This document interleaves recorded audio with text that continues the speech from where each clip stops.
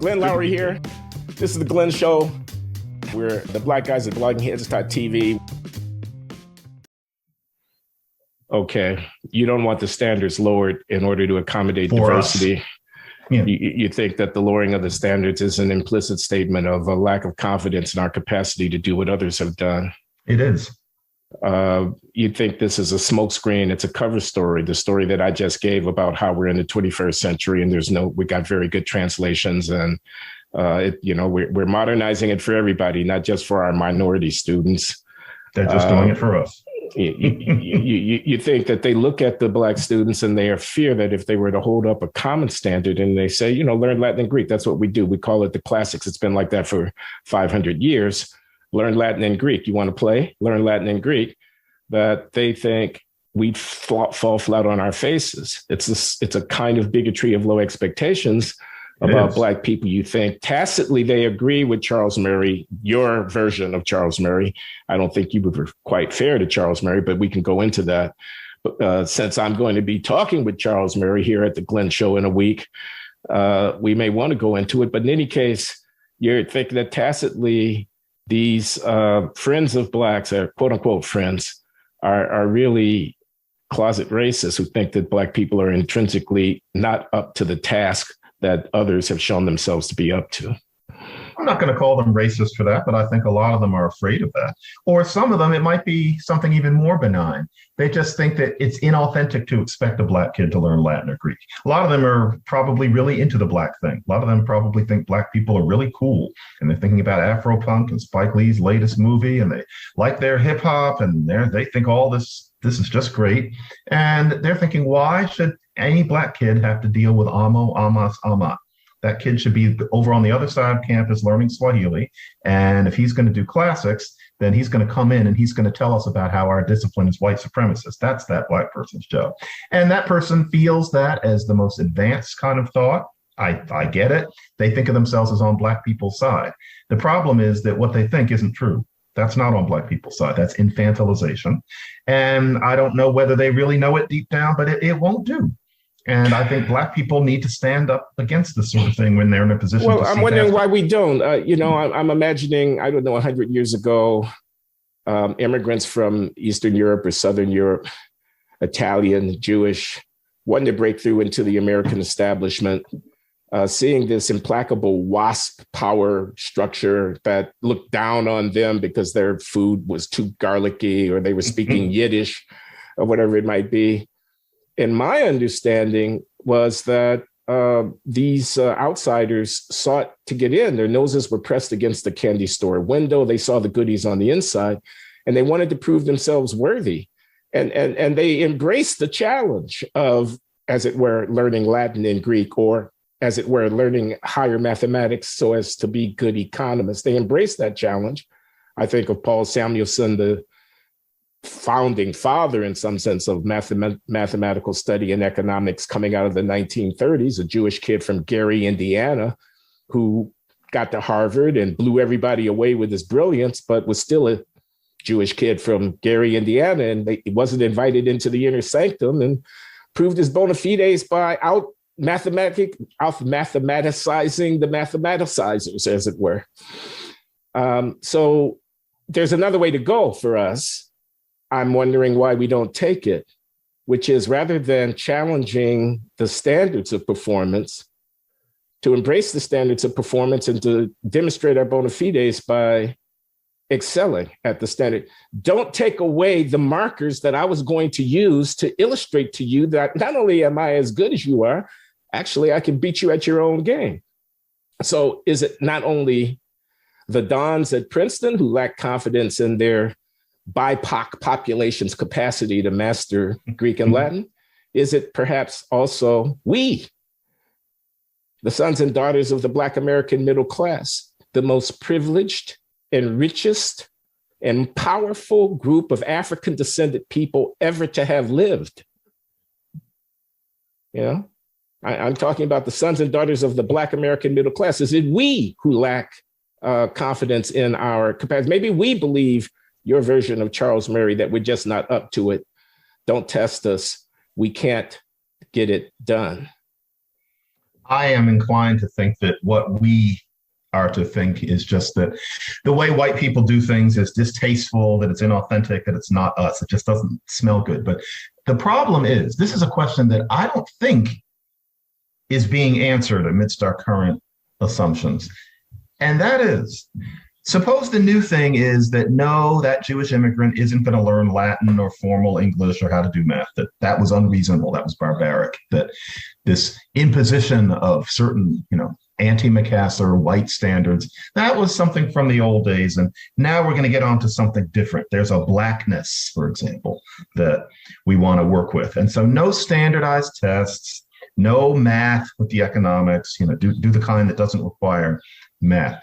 But you notice that all those things that we're not supposed to do are always hard. Latin and Greek from English are hard. No Latin or Greek, too hard. I mean, frankly, Swahili is easier than those languages. And folks, remember, on this one little narrow thing, if we're going to talk about blackness, I do have expertise, and Swahili is much easier than Latin or Greek, period. That's true. So not Latin or Greek, not something hard like that, but something that happens to be easier. And the problem is, if you're not going to do this white stuff because it's inauthentic and it's white supremacist, what is it that we're supposed to do? What is the black thing? And I swear to God that I get the feeling that the idea is that we're just supposed to sit around being intuitive. I almost want to say, what are these people thinking blackness is if it isn't precision and challenge? Is it dancing and sports? Literally. Is it that Black people are good entertainers and that Black people are good at basketball? Because I can't think of what else it would be. And if that's what it is, if the idea is that we're supposed to use our bodies and that we're supposed to sit around having casual conversations and exhibit community, this idea that Africans are unique and, focusing on community as if there are any people in the world who don't focus on community. Are we supposed to be a community? What's the community going to accomplish? I'm not sure people have an answer to that. So intuitive economics, intuitive physics, what? And so I just worry that people are so caught up in this idea of rejecting the boring whiteness, the imposition, the hegemony, that they're not thinking, well, what else are you going to do? What would you invent? How would you make the world better? And beyond singing and playing basketball and looking good, I'm not sure what it's supposed to be. Do you know what it's supposed to be? Like, for example, if we dumb down all the disciplines and get rid of the hard stuff, what's the black version? Music theory that isn't about music theory. So there's black music theory. What is it? Beating drums? You're asking the wrong guy.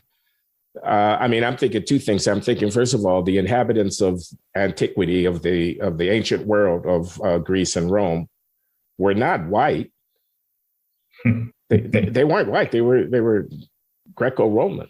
They were Mediterranean, but they weren't white. That it makes no sense. That's an anachronism. That's projecting something backward millennia and imposing it on a structure where it made no sense.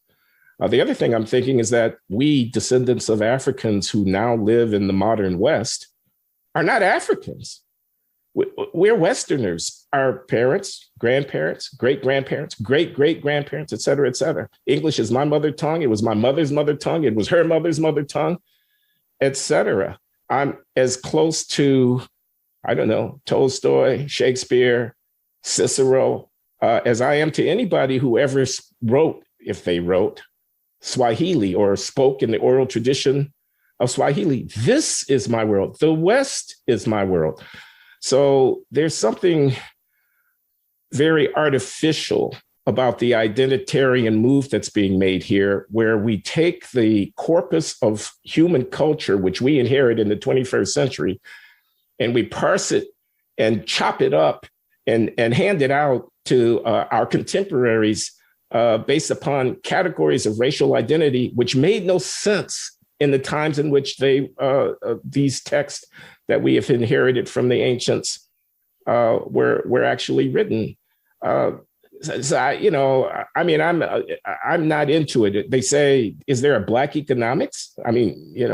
How could there be a black economic? There are a set of questions that may be of more interest to certain people in virtue of their identity. You can pursue those questions, but the methods by which you assess the evidence that bears on those questions, by which you construct conceptual frameworks to articulate and interrogate those questions, those methods are universal. They're not, they don't adhere to a particular culture or a particular way of seeing the world.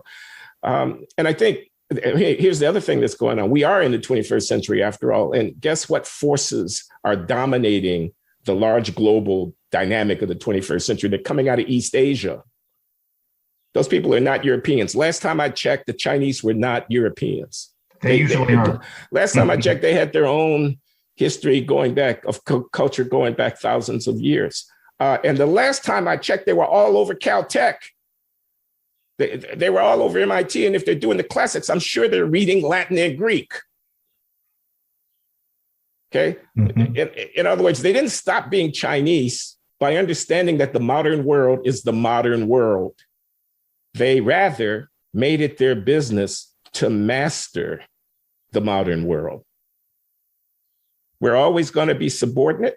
We're always going to have our hand out. We're always going to be like a bunch of kids in the corner throwing a tantrum, threatening to pull the house down if we don't get our way, unless we man up and woman up to the challenges of the modern world.